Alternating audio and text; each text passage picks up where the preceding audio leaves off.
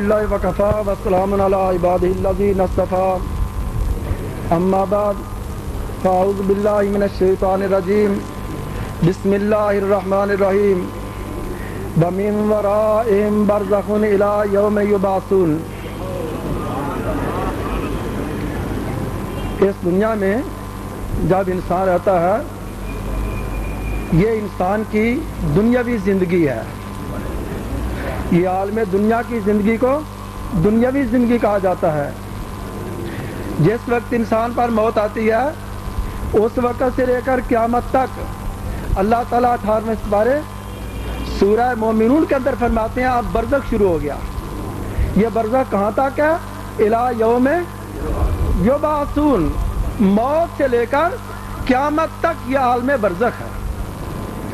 اب انسان کی اگر وہ زندگی ہوگی اس کا نام برزخی زندگی ہوگا۔ قیامت کے دن جب انسان زندہ ہوں گے پھر اس کا نام اخروی زندگی ہے۔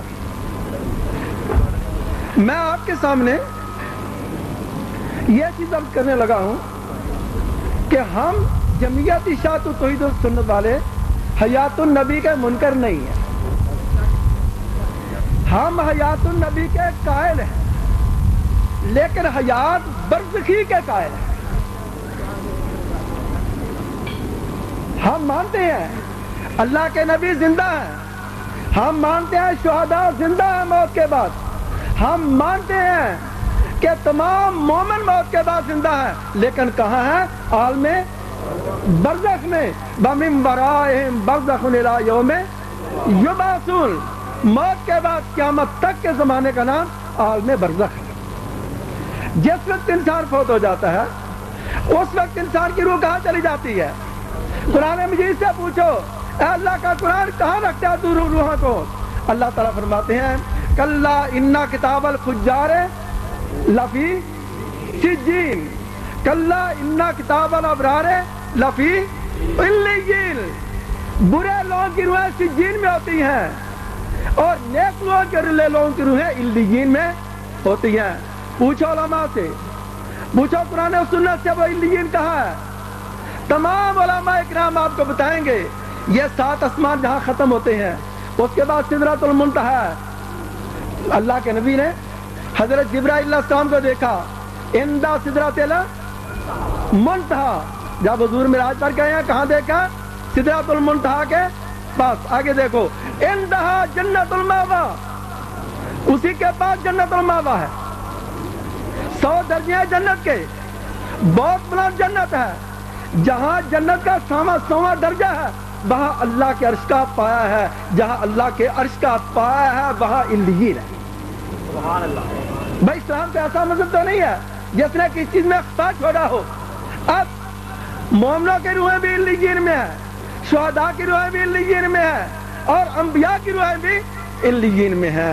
مومنوں کی روحوں کا وہاں آرام اور سکون ملتا ہے، شہداء کو وہاں نئے جسم ملتے ہیں، جنت کی نعمتوں سے کھاتے ہیں، اور انبیاء علیہ السلام کی زندگی کا تو مقام ہی کیا ہے، وہ سب سے اونچا اور بالا برتر ہے۔ ہمارا اہل سنت والجماعت جمعیت اشاعت توحید و سنت کا یہ عقیدہ ہے کہ نبی کریم صلی اللہ علیہ وسلم اور تمام انبیاء علیہ السلام کہاں زندہ ہیں؟ بھائی علیین میں زندہ ہیں، جنت میں زندہ ہیں، اعلیٰ علیین میں زندہ ہیں۔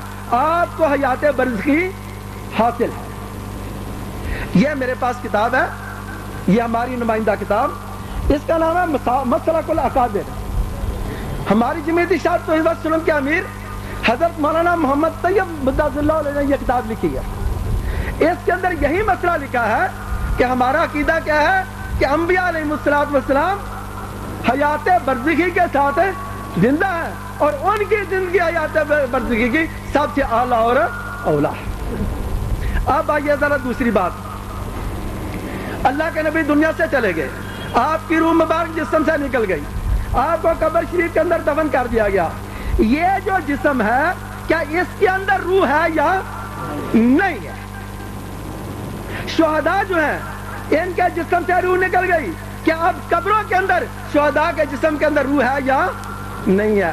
مومن جو ہے فوت ہو گئے، کیا ان کے جسموں کے اندر روح ہے یا نہیں ہے؟ ہم قرآن پاک سے پوچھتے ہیں قرآن تو فیصلہ فرما۔ اللہ تعالیٰ فرماتے ہیں اموات غیر احیاء، اموات غیر آیات 14 سپارہ سورہ نحل کا دوسرا رکوع یہاں ختم ہوتا ہے. اموات غیر احیاء، وہ سارے مردہ ہیں، غیر احیاء، زندہ نہیں ہے. اللہ نے کیا فرما دیا بھائی؟ جو قبروں میں پڑے ہوئے ہیں کیا ہے؟ مردہ ہیں. اموات غیر احیاء، جو قبروں میں پڑے ہوئے ہیں سارے مردہ ہیں. نبی بھی مردہ، نبی کے جسم میں بھی روح نہیں ہے، شہید کے جسم میں بھی روح نہیں ہے، کسی مومن کے جسم میں روح نہیں ہے.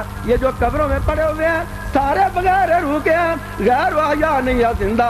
وما یشعرون ایان یبعثون، ان کو تو یہ بھی نہیں پتا قبروں سے کب اٹھائے جائیں گے. ہمارا عقیدہ سمجھ آ گیا بھائی؟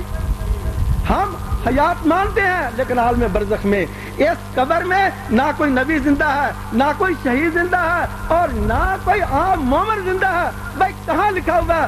اٹھاؤ تفسیر مؤلف القرآن، بتاؤ یہ کس نے لکھا ہے تفسیر مؤلف القرآن؟ بھائی مفتی محمد شفیع دیوبندی ہے کہ نہیں بھائی؟ مفتی محمد شفیع دیوبندی مؤلف القرآن بلا تقولوا لمن یقتل فی سبیل اللہ اموات کی تفسیر میں باب باندھتے ہیں انبیاء اور شہداء کی حیات برزخیہ کا بیان. بھائی میں نے تو نہیں لکھی، دیوبندی آ کے نہیں، مفتی محمد شفیع نے لکھا. میں وہی کچھ لکھتا ہوں جو مولانا اشرف علی صاحب تھانوی نے بیان القرآن میں لکھا ہے. دونوں کی بات ایک ہے، انبیاء اور شہداء کی حیات برزخیہ کا بیان. بات تو مختصر کرتا ہوں. اب یہ مسئلہ جو چل رہا ہے آج کل کہ نبی اس قبر کے اندر زندہ ہے، اس قبر کے اندر نبی کے جسم مبارک میں روح لوٹ آئی ہے. میرے محترم بزرگوں دوستو، یہ ایک فرضی مسئلہ ہے. ساری دنیا کے جھوٹ کٹے کیے جائے، سب سے بڑا جھوٹ یہ ہے کہ نبی اس قبر میں زندہ ہے. بھائی عقیدے کو ثابت کرنے کے لیے قرآن ہونا چاہیے، عقیدہ کو ثابت کرنے کے لیے حدیث سے متواتر اور مشہور ہے ہونی چاہیے. قرآن پاک کی کسی آیت میں نہیں ہے کہ نبی اپنی قبر میں زندہ ہے اور نبی کی روح جسم کے اندر موجود ہے. کوئی حدیث مشہور، کوئی حدیث متواتر نہیں ہے جس میں یہ لکھا